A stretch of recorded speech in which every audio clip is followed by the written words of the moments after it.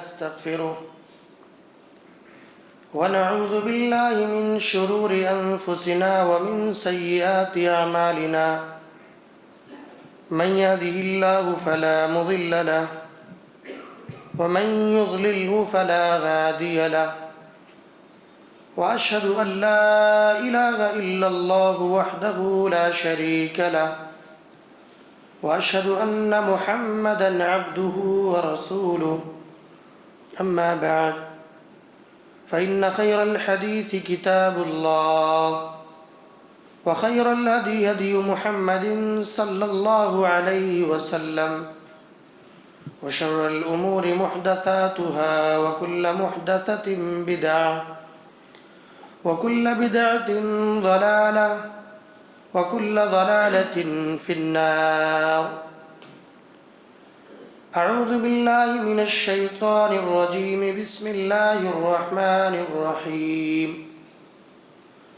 يا أيها الذين آمنوا اتقوا الله حق تقاته ولا تموتن إلا وأنتم مسلمون. يا أيها الناس اتقوا ربكم الذي خلقكم من نفس واحدة وخلق منها زوجها وبث منهما رجالا كثيرا ونساء واتقوا الله الذي تساءلون به والأرحام إن الله كان عليكم رقيبا. يا أيها الذين آمنوا اتقوا الله وقولوا قولا سديدا يصلح لكم أعمالكم ويغفر لكم ذنوبكم ومن يطع الله ورسوله فقد فاز فوزا عظيما. قال الله تعالى في كلامه المجيد والفرقان الحميد: إنما المؤمنون إخوة فأصلحوا بين أخويكم واتقوا الله لعلكم ترحمون. وقال النبي صلى الله عليه وسلم: لا يحل للرجل أن يهجر أخاه فوق 3 ليال يلتقيان فيعرض هذا ويعرض هذا وخيرهما الذي يبدأ بالسلام. محترم حاضرین جمعہ، دینی ملی بھائیوں، پردہ نشین ماں اور بہنوں، تمام قسم کی تعریف و توصیف، کبریائی، بڑائی، حمد و ثنا اللہ رب العالمین کے لیے لائق و سزاوار ہیں۔ بعدہ درود و سلام ہو تمام انبیاء کرام علیہم السلام پر، خصوصاً ہمارے اور آپ کے نبی جناب محمد رسول اللہ صلی اللہ علیہ وسلم پر۔ اللہم صلی وسلم علی نبینا محمد۔ محترم حاضرین، دنیا کے اندر کئی قسم کے رشتے موجود ہیں۔ دنیا جہان کے اندر جو تمام باہمی رشتے ہیں، ان رشتوں میں ایک رشتہ اسلامی اخوت اور اسلامی بھائی چارے کا ہے، جو تمام باہمی رشتوں سے بڑا رشتہ ہے۔ اسلام کی نظر میں، شریعت کی نظر میں، اللہ اور اس کے رسول کے نزدیک سب سے بڑا رشتہ اسلامی اخوت اور بھائی چارے کا ہے۔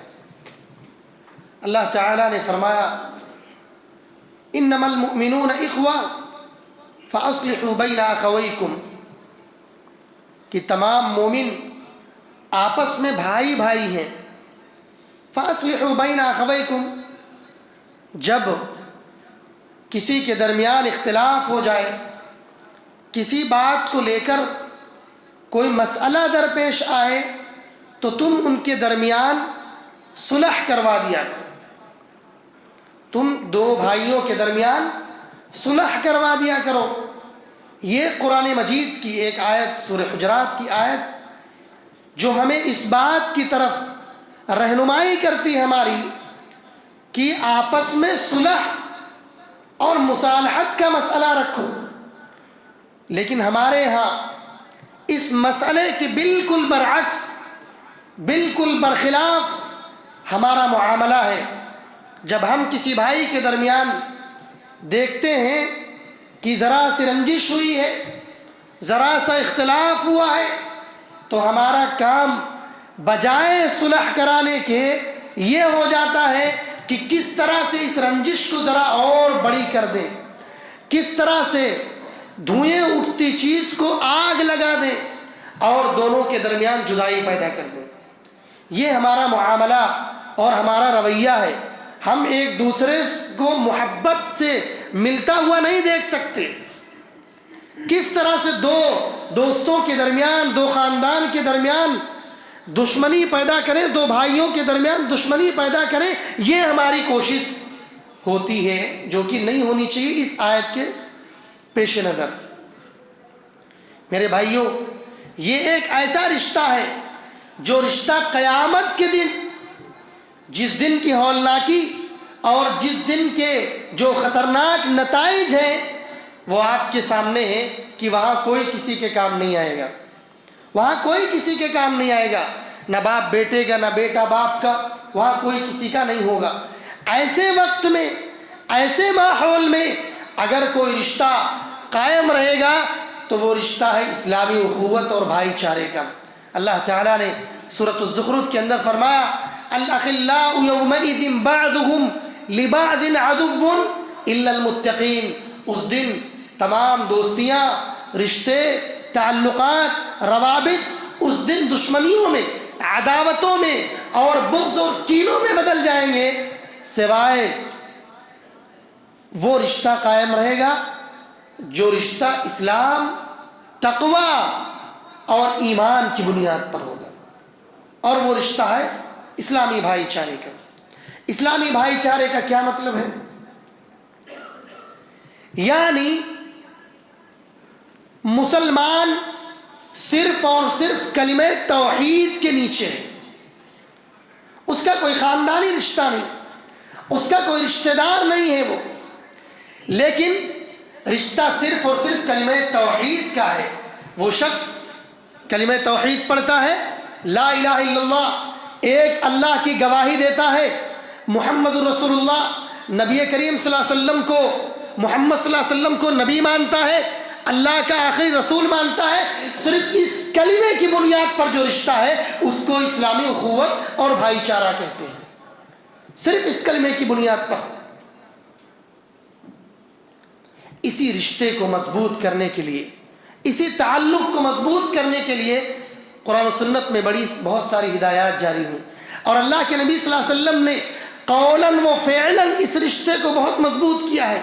اللہ تعالیٰ نے فرمایا محمد رسول اللہ والذین معه اشداء علی الکفار رحماء بینہم، محمد رسول اللہ صلی اللہ علیہ وسلم اور آپ کے صحابہ کافروں پر سخت ہیں اور آپس میں بہت نرم دل ہیں، انتہائی رحم دل ہیں، نرم دل ہیں۔ یعنی آپسی تعلقات، صحابہ کے درمیان کی جو آپسی تعلقات تھے، ان کی جو آپسی محبت تھی، اس کو اللہ رب العالمین نے قرآن مجید کے اندر بیان کیا کہ یہ بڑے نرم دل ہیں آپس میں۔ اس لیے مسلمانوں کو بھی آپس میں رحم دل اور نرم دل ہونا چاہیے۔ یہ نقشہ رب ارض و سما نے کھینچا۔ اللہ کے نبی صلی اللہ علیہ وسلم نے انصار و مہاجرین کے درمیان ایسی اسلامی اخوت، ایسی بھائی چارہ قائم کیا کہ پوری دنیا کے اندر اس کی کوئی مثال نہیں ملتی۔ لیکن جس طرح سے دور گزرتا گیا، جس طرح سے حالات بدلتے گئے، مسلمانوں نے کافروں کی سازشوں کا شکار ہو کر، دشمنان اسلام کا شکار ہو کر اسلامی اخوت کو نقصان پہنچایا، اس کو ثانوی حیثیت دے دی، اور دشمنان اسلام تو چاہتے ہی ہیں کہ یہ فرقوں میں بٹے رہیں، یہ آپس میں مل نہ سکیں، اور اس کا شکار ہو کر مسلمان اس چیز کو سمجھ نہیں پائے۔ کہیں وطن کی بنا پر، کہیں رنگ و نسل کی بنیاد پر گروہ بنا لیے، کہیں علاقے کی بنیاد پر گروہ بنا لیے، فرقوں میں بٹ گئے، اور کہیں دنیاوی قبیلے اور برادری کی بنا پر اسلامی اخوت اور بھائی چارے کو نقصان پہنچایا، جبکہ دنیاوی قبیلے اور برادری کی اسلام میں کوئی حیثیت نہیں۔ اللہ تعالیٰ نے فرمایا یا ایھا الناس انا خلقناکم من ذکر وانثی وجعلناکم شعوبا وقبائل لتعارفوا ان اکرمکم عند اللہ اتقاکم۔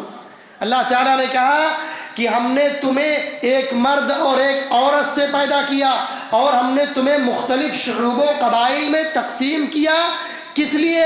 اس کا جواب بھی دیا کہ لتعارفوا، تاکہ ایک دوسرے کی پہچان کے لیے، اس لیے نہیں کہ ہمیں تمہیں فلاں قبیلے میں پیدا کیا، تمہیں فلاں قبیلے میں، اس لیے نہیں کہ تمہیں ایک دوسرے سے نفرت کرو، بغض کرو، کینہ رکھو، حسد رکھو، اپنے دل میں جلن رکھو، اس لیے بالکل نہیں۔ اس کا جواب دیا اللہ تعالیٰ نے، کہا لتعارفوا، تمہاری ایک دوسرے کی پہچان کے لیے۔ اور آگے فرمایا ان اکرمکم عند اللہ اتقاکم، یقیناً تم میں سے معزز، تم میں سے مکرم، تم میں سے محترم اللہ کے نزدیک وہ ہے جو تم میں زیادہ متقی ہے، جو تم میں زیادہ اللہ سے ڈرنے والا ہے۔ جی اللہ تعالیٰ کے ہاں برادری کی، قبیلے کی، خان کی، چودھری کی، کسی کی کوئی حیثیت نہیں۔ اللہ تعالیٰ کے ہاں معیار یہ ہے، مکرم و محترم اور معزز ہونے کا معیار یہ ہے کہ تم اللہ سے زیادہ ڈرو۔ تم میں جو اللہ سے زیادہ ڈرے گا وہ اللہ کے نزدیک مکرم اور محترم ہوگا۔ یہ نہیں کہ تم بڑے خاندان کے ہو، بڑے قبیلے کے ہو تو اللہ کے نزدیک مکرم اور معزز رہو گے، ایسا نہیں ہے میرے بھائیو۔ یہ ہے کہ تم جتنا تمہارے اندر تقوی ہوگا اللہ کا، اتنا تم اللہ کے قریب ہوتے چلے جاؤ گے۔ اس طریقے سے مسلمانوں نے قبیلے اور برادری کی بنیاد پر بھی گروہ اور مختلف جماعتوں میں بٹ گئے، مختلف فرقوں میں بٹ گئے۔ میں یہ کہتا ہوں جب ہمارا قرآن ایک، ہمارا رب ایک، ہمارے نبی ایک، تو ہم میں اختلاف کیوں؟ چھوٹی چھوٹی باتوں کو لے کر ہم اختلاف کیوں کرتے ہیں؟ کیوں لڑائی جھگڑے کرتے ہیں آپس میں؟ آج جو حالات ہیں ہندوستان کے بھی اور پوری دنیا کے، جو حالات مسلمانوں کے ہیں پوری دنیا کے اندر، اور آپ سوشل میڈیا سے جڑے ہوئے ہیں، اخبارات سے جڑے ہوئے ہیں، فلسطین کے اندر جو حالات ہیں، اس کے علاوہ سیریا کے اندر، یمن کے اندر، کہیں بھی جو بھی حالات ہیں مسلمانوں کے، وہ اس کی سب سے بڑی وجہ تفرقہ بازی، اس کی سب سے بڑی وجہ فرقہ بندی، گروہ بندی، مختلف جماعتوں میں، مختلف تنظیموں میں بٹنا، یہ سب سے بڑی وجہ ہے۔ بہت سارے اسباب ہو سکتے ہیں، لیکن ان سب اسباب میں سب سے بڑا سبب ہمارا آپس میں اتحاد نہ ہونا۔ جو مسلم ممالک ہیں، ان مسلم ممالک کا آپس میں متحد نہ ہونا، یہ سب سے بڑی وجہ ہے، جس کی سزا پوری دنیا کے مسلمان بھگتتے ہیں۔ میرے بھائیوں، اس اسلامی بھائی چارے کو برقرار رکھنے کے لیے، معاشرے میں محبت اور مودت پیدا ہو، اس کے لیے اللہ اور اس کے رسول نے بہت ساری ہدایات جاری کی ہیں۔ ان ساری ہدایتوں کو چھوڑ کر صرف ایک حدیث پر اگر مسلم معاشرہ عمل کر لے تو پورے مسلم معاشرے میں محبت و مودت کی خوشبو سے پورا مسلم معاشرہ مہک اٹھے گا۔ بغض، کینے، دشمنیاں، عداوتیں، کدورتیں یہ ختم ہو جائیں گی انشاءاللہ۔ وہ حدیث صحیح مسلم کے اندر ہے، روایت کے راوی ابو ہریرہ رضی اللہ تعالیٰ عنہ وہ فرماتے ہیں کہ اللہ کے نبی صلی اللہ علیہ وسلم نے فرمایا لا تحاسدوا ولا تناجشوا ولا تباغضوا ولا تدابروا ولا يبيع بعضكم على بيع بعض وكونوا عباد الله اخوانا المسلم اخو المسلم لا يظلمه ولا يخذله ولا يحقره التقوى ها هنا ويشير الى صدره 3 مرات بحسب امرئ من الشر ان يحقر اخاه المسلم كل المسلم على المسلم حرام دمه وماله وعرضه۔ اللہ کے نبی صلی اللہ علیہ وسلم فرماتے ہیں لا تحاسدوا، ایک دوسرے سے حسد نہ کرو، ایک دوسرے سے حسد نہ کرو۔ کیوں؟ کیونکہ حسد ایک روحانی بیماری ہے۔ جب معاشرے میں، جب ایک بھائی کے تعلق سے، ایک بھائی کے سلسلے میں آپ کے اندر حسد ہوگی، تو اس کے نتیجے میں آپ کے اور آپ کے بھائی کے درمیان محبت ہو ہی نہیں سکتی، صرف اور صرف نفرت جنم لے گی، وہاں پر محبت ختم ہو جائے گی۔ اسی لیے حسد اتنی خطرناک چیز ہے کہ اللہ رب العالمین نے آخری 2 صورتوں میں دعا سکھلائی کہ حسد کی دعا مانگا کرو۔ فرمایا وَمِن شَرِّ حَاسِدٍ إِذَا حَسَد، اے پروردگار میں حاسد کے حسد کے شر سے تیری پناہ پکڑتا ہوں جب وہ حسد کرے۔ اللہ کے نبی صلی اللہ علیہ وسلم نے بھی دعا سکھلائی کہ جب تم اپنے کسی مسلمان بھائی کو نئے لباس میں دیکھو تو تمہارے اندر کہیں حسد نہ پیدا ہو جائے، اس لیے دعا دے دو اپنے بھائی کو، البس جدیدا وعش حمیدا ومت شہیدا، اے پروردگار میرے اس بھائی کو نیا لباس اور خوشگوار زندگی اور شہادت کی موت نصیب ہو۔ جب یہ دعا آپ کے دل سے آپ کے بھائی کے لیے نکلے گی تو وہاں حسد کا خاتمہ ہو جائے گا، حسد ختم ہو جائے گی، اس کی جگہ پہ محبت آ جائے گی۔ اس لیے فرمایا لا تحاسدوا، دوسری نصیحت فرمایا ولا تناجشوا، اسی حدیث کی دوسری نصیحت ایک دوسرے کو دھوکہ نہ دو، تجارت میں کاروبار میں ایک دوسرے کو دھوکہ نہ دو، جو کہ آج کل عام ہے، بغیر دھوکے کے کوئی آگے نہیں بڑھتا آج کل، اور کہتے ہیں کہ دھوکہ نہیں دیں گے تو کیسے آگے بڑھیں گے، کیسے ترقی کریں گے۔ آپ دیکھیں گے معاشرے میں اگر آپ نظر دوڑائیں گے، اگر کوئی شخص راتوں رات ارب پتی ہو گیا، راتوں رات لکھ پتی ہو گیا، تو اس کے پیچھے جب آپ پس منظر دیکھیں گے، بیک گراؤنڈ، تو کسی نہ کسی کا حق ضرور مارا ہوگا، کسی نہ کسی کو دھوکہ ضرور دیا ہوگا۔ اسی لیے فرمایا ولا تناجشوا، کاروبار میں ایک دوسرے کو دھوکہ نہ دو۔ اللہ اکبر، کتنی جامع نصیحت ہے۔ جب آپ دھوکہ دے دیں گے،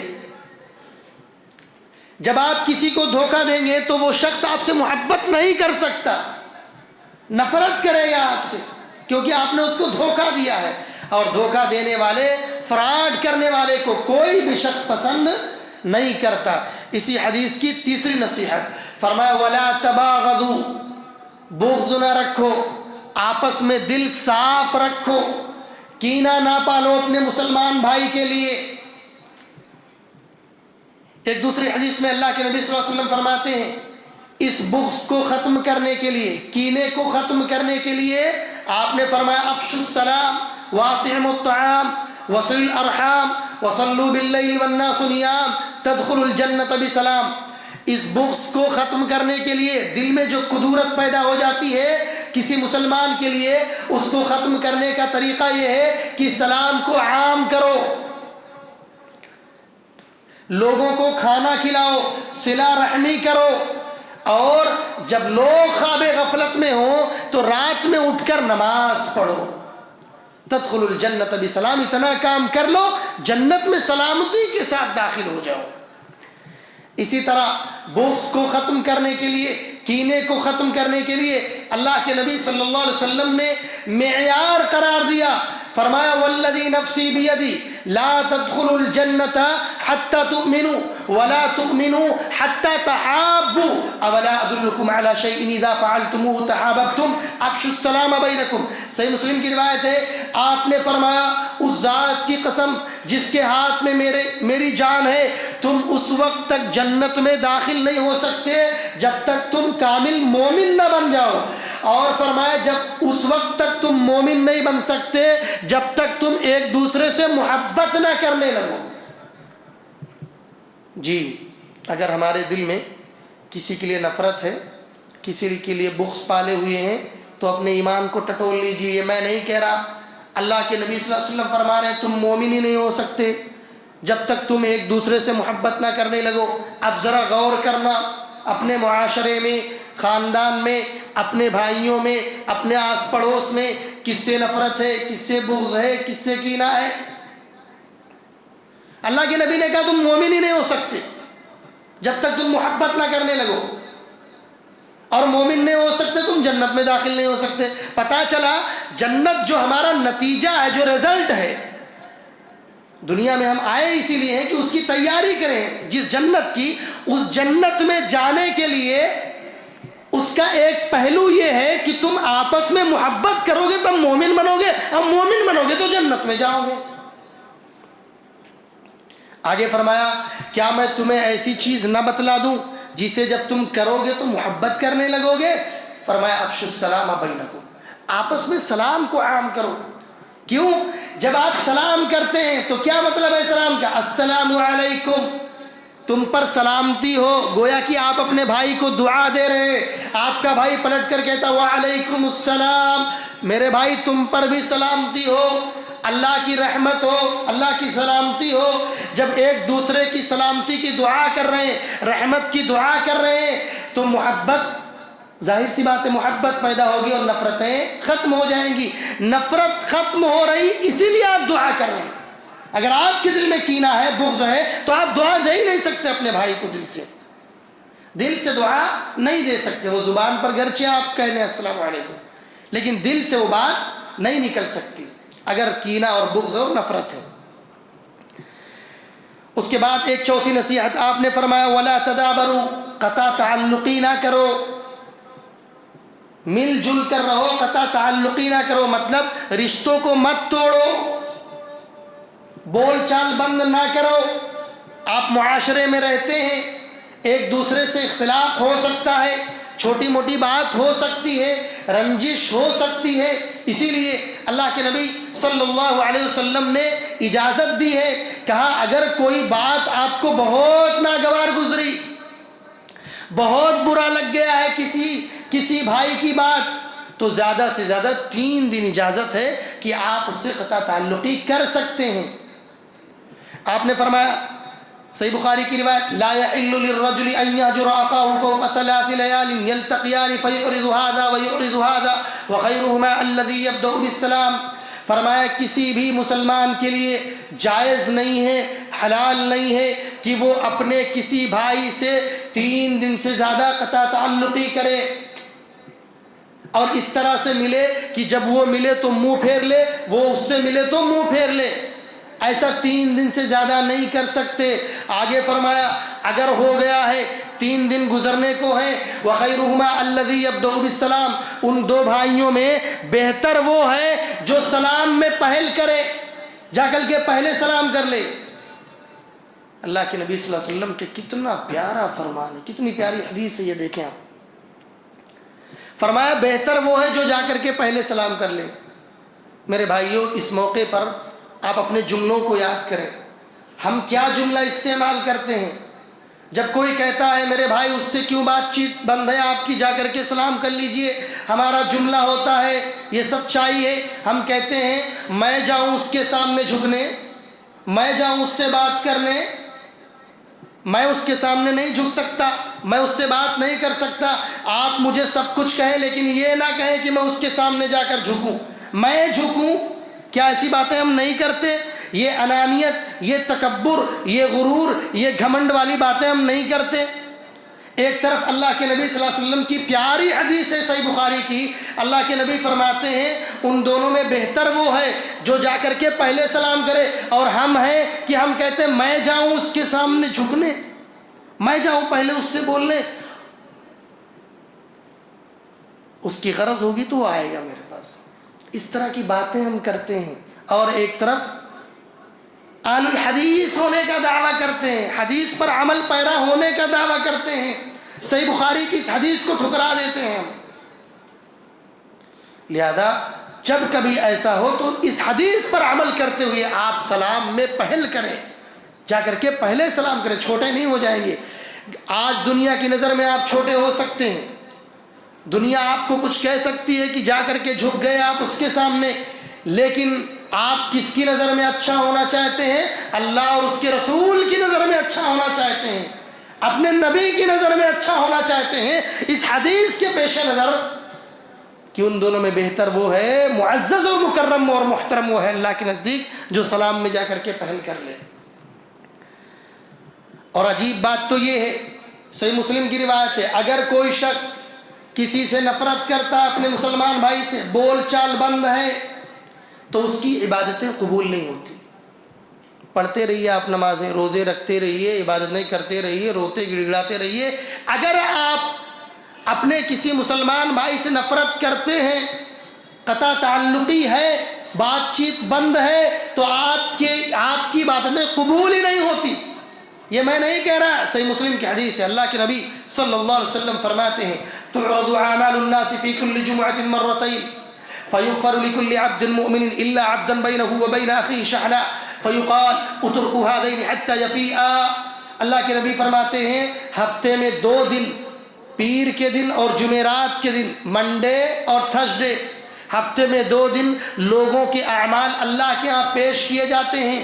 فیغفر لکل عبد مؤمن، ہر اس مومن کی بخشش کر دی جاتی ہے، بخش دیا جاتا ہے، سوائے اس مومن کے جس بھائی کے درمیان دوسرے بھائی سے بغض ہے، کینہ ہے، بول چال بند ہے، اس کے اعمال معلق ہوتے ہیں، روک لیے جاتے ہیں، اللہ تعالیٰ قبول نہیں کرتا۔ کیا فرمایا جاتا ہے؟ فیقال اترکوا ہذین حتی یفیئا، کہا جاتا ہے کہ ان دونوں کو مہلت دے دو، ان دونوں کو جو آپس میں بول چال بند کیے ہوئے ہیں انہیں ذرا مہلت دے دو، چھوٹ دے دو، حتی یفیئا، یہاں تک کہ یہ صلح کر لیں۔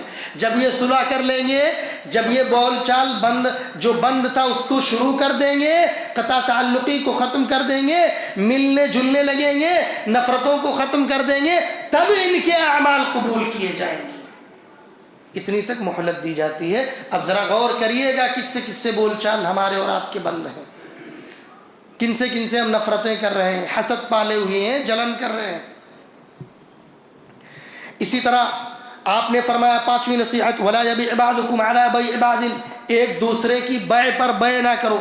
خرید و فروخت پر مثال کے طور پر کسی شخص نے قیمت لگائی 1000 روپے، آپ نے جا کر کے اس کی قیمت ڈبل دے کر کے یا 1500 روپے دے کر کے خرید لیے، اور ایک شخص خریدنے پہ لگا ہوا تھا وہاں پر، لیکن آپ نے اس کے بیع پہ بیع کیا، اس کے خرید و فروخت پہ خرید و فروخت کر لیا آپ نے، اس سے بھی منع فرمایا۔ کیوں؟ کیونکہ اس سے بھی نفرت پیدا ہوتی ہے۔ وہ شخص جس نے قیمت لگائی تھی اور آپ نے جا کر کے زیادہ قیمت دے کر کے وہ چیز خرید لی، تو وہ شخص آپ سے محبت تو نہیں کرے گا، وہ تو کہے گا ہمارا کام خراب کر دیا اس نے۔ دیکھیں آپ، اللہ کے نبی صلی اللہ علیہ وسلم نے اس حدیث میں ہر پہلو کو نظر میں رکھا ہے، تجارت کے پہلو کو بھی نظر میں رکھا، اور یہ چیزیں ہوتی ہیں، دوسرے کا جو کاروبار خراب کرنے کے لیے ساری چیزیں معاشرے میں پائی جاتی ہیں، جس سے نفرت پیدا ہوتی ہے اور محبت ختم ہو جاتی ہے۔ آپ نے فرمایا 6ٹھی نصیحت وَكُونُوا عِبَادَ اللَّهِ إِخْوَانًا الْمُسْلِمُ أَخُو الْمُسْلِمِ، اللہ کے بندے اور بھائی بن کر رہو۔ المسلم اخو المسلم، مسلمان کا بھائی ہے، مسلمان کا بھائی ہے۔ ایک بھائی کے اندر یہ جو لفظ ہے بھائی، اس کے اندر کتنی بڑی نصیحت ہے۔ صرف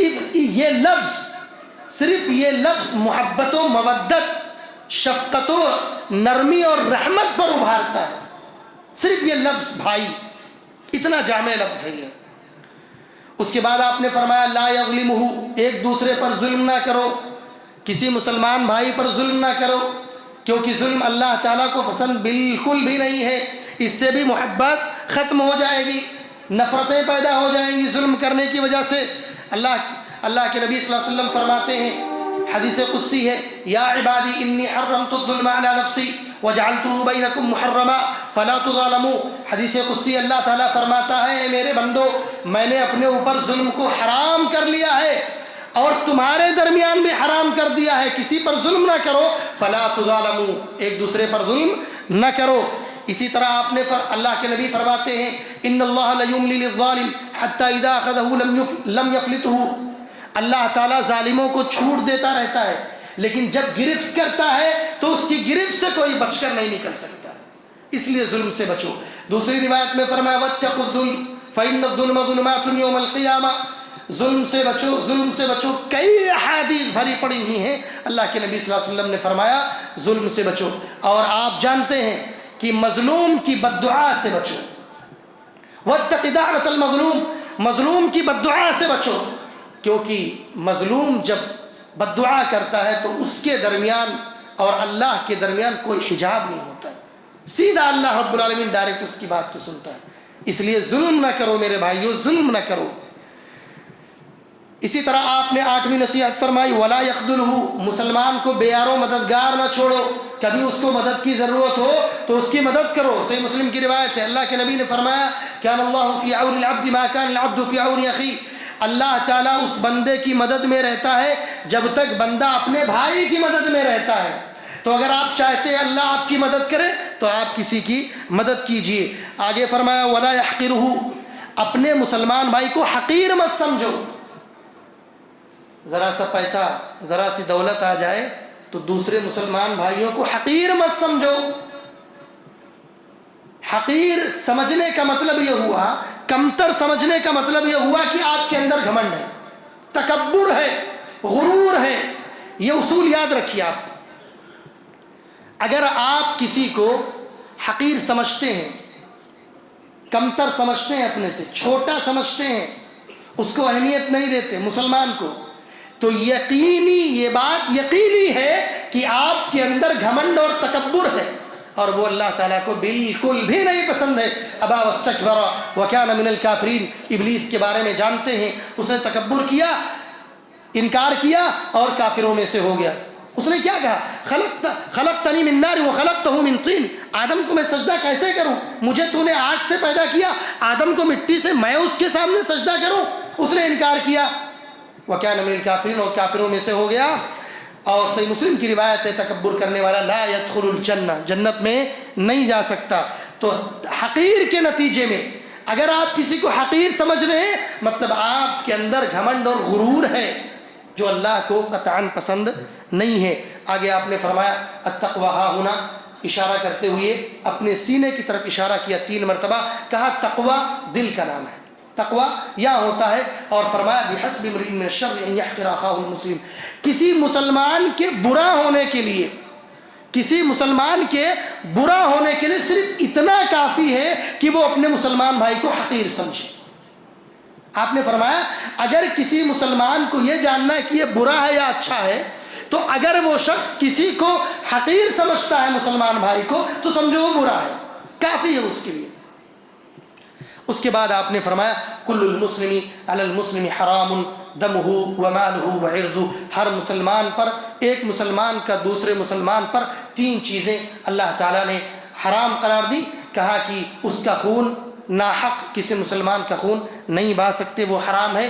ناحق کسی کا مال ہڑپ نہیں سکتے، غصب نہیں کر سکتے، وہ بھی حرام ہے۔ وعرضہ، اور ناحق کسی کی عزت کو آپ نہیں اچھال سکتے، کسی کی عزت پر کیچڑ نہیں اچھال سکتے، کسی کی غیبت، کسی کی برائی، کسی کی چغلی، اور کسی کی جو خاندان کی یا کسی بھائی کی جو عزت ہے اس کو آپ معاشرے میں نہیں اچھال سکتے، کسی کی عزت پر داغ نہیں لگا سکتے، یہ اسلام نے حرام قرار دیا ہے۔ تو اس طریقے سے کل ملا کر کے اس میں 10 نصیحتیں اللہ کے نبی صلی اللہ علیہ وسلم نے ایک ہی حدیث میں فرمائی ہے، اور یہ نصیحتیں ایسی ہیں کہ اگر ان نصیحتوں پر عمل کیا جائے تو پورے معاشرے میں محبت و مودت اور خوشبو، محبت و مودت کی خوشبو سے پورا معاشرہ مہک اٹھے گا، کینے، بغض، دشمنیاں، عداوتیں ختم ہو جائیں گی۔ کم سے کم ہم اپنے ان مسلمان بھائیوں کے لیے جنہیں ہم بھائی چارے میں نہیں رکھ سکتے،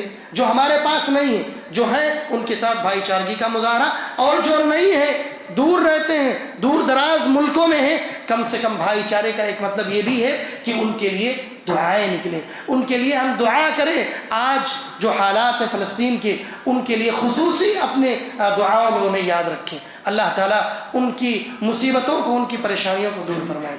اللہ تعالیٰ جو فلسطینی مسلمان ہمارے پریشان ہیں، اللہ تعالیٰ تو ان کی پریشانیوں کو دور فرما۔ اللہ تعالیٰ جو غاصب اور ظالم ہے، اے اللہ تو انہیں دنیا کے اندر ہی انہیں جو سزا تو تجویز کرے، اے اللہ تو انہیں دنیا کے اندر ان سزاؤں کو عطا کر دے۔ اور اللہ تعالیٰ جو مسلمان ہمارے فلسطین میں، یمن میں اور سیریا میں کہیں بھی پریشان حال ہیں، اللہ تو ان کی پریشانیوں کو دور کر دے۔ اللہ تعالیٰ انہیں سکون اور راحت نصیب فرما۔ اللہ تعالیٰ ان کی آل و اولاد، ان کے بچوں کی حفاظت فرما۔ اللہ تعالیٰ جو ان کی آل و اولاد ہیں، جو ان کی آنے والی نسلیں ہیں، اللہ ان سب کی حفاظت فرما۔ اللہ مسلمان جہاں بھی پریشان حال ہیں ان کی پریشانیوں کو دور فرما۔ آمین۔ اقول قولی هذا فاستغفر الله لي ولكم ولسائر المسلمين فاستغفروه انه هو الغفور الرحيم۔ إن الله بصير بالعباد